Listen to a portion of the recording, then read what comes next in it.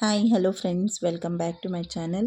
ಇವತ್ತು ನಾನು ಕ್ವಿಕ್ಕಾಗಿ ವಾಂಗಿಬಾತ್ ಮಾಡೋದು ಹೇಗೆ ಅಂತ ತೋರಿಸ್ಕೊಡ್ತೀನಿ. ಅದಕ್ಕೆ ಬೇಕಾಗಿರೋದು 2 ವಾಂಗಿಬಾತ್ಕಾಯಿ, 2 ಈರುಳ್ಳಿ, 2 ಟೊಮೆಟೊ, 1 ಕ್ಯಾಪ್ಸಿಕಮ್, ಸ್ವಲ್ಪ ಹುಣಸೆ ರಸ, ಆಮೇಲೆ ಅದಕ್ಕೆ ಒಂದು ಸ್ವಲ್ಪ ಬೇಕಾಗಿರುವಂಥ ಕೊತ್ತಂಬರಿ ಸೊಪ್ಪು. ಸೊ ಇದನ್ನೆಲ್ಲ ಕಟ್ ಮಾಡಿಕೊಂಡು ಪಕ್ಕಕ್ಕೆ ಇಟ್ಕೊಳ್ಳಿ. ಆಮೇಲೆ ವಾಂಗಿಬಾತ್ ಇಲ್ಲಾಂದರೆ ಬದನೇಕಾಯಿ ಕಟ್ ಮಾಡಿಬಿಟ್ಟು ನೀರಲ್ಲಿ ಸ್ವಲ್ಪ ಉಪ್ಪು ಹಾಕ್ಬಿಟ್ಟು ಒಂದು 1 ಮಿನಿಟ್ ಬಿಟ್ಬಿಡಿ, ಅದು ಚೆನ್ನಾಗಿರುತ್ತೆ. ಇಲ್ಲಾಂದರೆ ಕಪ್ಪಾಗಿಬಿಡುತ್ತೆ ಅಂತ ಅಷ್ಟೇ, ಇನ್ನೇನಿಲ್ಲ. ಆಮೇಲೆ ಹಸಿಮೆಣಸಿನ್ಕಾಯಿನ ಕಟ್ ಮಾಡ್ಕೊಳ್ಳಿ.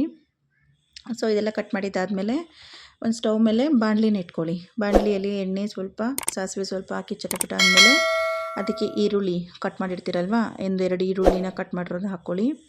ಅದಾದಮೇಲೆ ಜೊತೆಗೆ ಕರ್ಬೇವಿನ ಸೊಪ್ಪನ್ನು ಹಾಕ್ಕೊತಿದ್ದೀನಿ ನಾನು.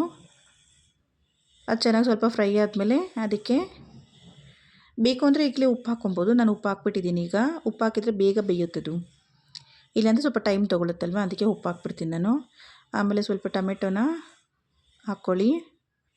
ಟೊಮೆಟೊ ಹಾಕ್ಕೊಂಡು ಚೆನ್ನಾಗಿ ಕಲಿಸ್ಕೊಂಡು ಫ್ರೈ ಆದಮೇಲೆ ಅದಕ್ಕೆ ವಾಂಗಿಬಾತ್ಕಾಯಿ ಕಟ್ ಮಾಡ್ಕೊಂಡಿದ್ದೀರಲ್ವ, ಆ ವಾಂಗಿಬಾತ್ಕಾಯಿನ ಸೇರಿಸ್ಕೊಂಡ್ಮೇಲೆ ಅದು ಸ್ವಲ್ಪ ಚೆನ್ನಾಗಿ ಹಸಿ ಬಿಸಿ ಆಗುತ್ತಲ್ವ, ಅದರ ಚೆನ್ನಾಗಿ ಹಸಿ ಬಿಸಿ ಆದಮೇಲೆ ಅದಕ್ಕೆ ಹಾಗೆ ಬೇಕು ಅಂತಂದರೆ ಈಗಲೇ ಅರಿಶಿನ ಪುಡಿ ಹಾಕ್ಬೋದು, ಇಲ್ಲಾಂತಂದರೆ ಆಮೇಲೇನೂ ಹಾಕ್ಕೊಬೋದು. ನಾನು ಇದ್ರ ಜೊತೆಗೆ ಕ್ಯಾಪ್ಸಿಕಮ್ ಹಾಕ್ಕೊತಿದ್ದೀನಿ. ಯಾಕಂದರೆ ಕ್ಯಾಪ್ಸಿಕಮ್ಮು ಸ್ವಲ್ಪ ಬೇಯಬೇಕಲ್ವ, ಅದಕ್ಕೂ ಟೈಮ್ ತೊಗೊಳುತ್ತೆ. ಕ್ಯಾಪ್ಸಿಕಮ್ ಮತ್ತು ಹಸಿಮೆಣ್ಸಿನ್ಕಾಯಿ, ನಿಮ್ಗೆ ಬೇಕು ಅಂದರೆ ಹಸಿಮೆಣ್ಸಿನ್ಕಾಯಿ ಹಾಕ್ಕೊಬೋದು, ಇಲ್ಲಾಂತಂದರೆ ಒಣಮೆಣ್ಸಿನ್ಕಾಯಿನೂ ಸೇರಿಸ್ಕೊಬೋದು. ಸೊ ನಾನು ಟೇಸ್ಟ್ ಚೆನ್ನಾಗಿರುತ್ತೆ ಅಂತ ಹಸಿಮೆಣ್ಸಿನ್ಕಾಯಿ ಹಾಕ್ತಿದ್ದೀನಿ. ಅದಕ್ಕೆ ಸ್ವಲ್ಪ ಅರಿಶಿನ ಪುಡಿ ಹಾಕ್ಕೊಳ್ಳಿ. ಅರಿಶಿನ ಪುಡಿ ಹಾಕ್ಕೊಂಡ್ಮೇಲೆ ಚೆನ್ನಾಗಿ ಕಲಿಸ್ಕೊಡಿ. ಚೆನ್ನಾಗಿ ಕಲಿಸ್ಬಿಟ್ಟು ಅದನ್ನು ಸ್ವಲ್ಪ ಹೊತ್ತು ಬಿಟ್ಬಿಡಿ. ಒಂದು ಪ್ಲೇಟ್ನ ಮುಚ್ಚಿಟ್ಬಿಟ್ಟು ಪಕ್ಕಕ್ಕೆ ಬಿಟ್ಬಿಟ್ರೆ ಅದು ಸ್ವಲ್ಪ ಬೆಂದಿರುತ್ತೆ, ಬೇಗ ಬೇಯುತ್ತೆ.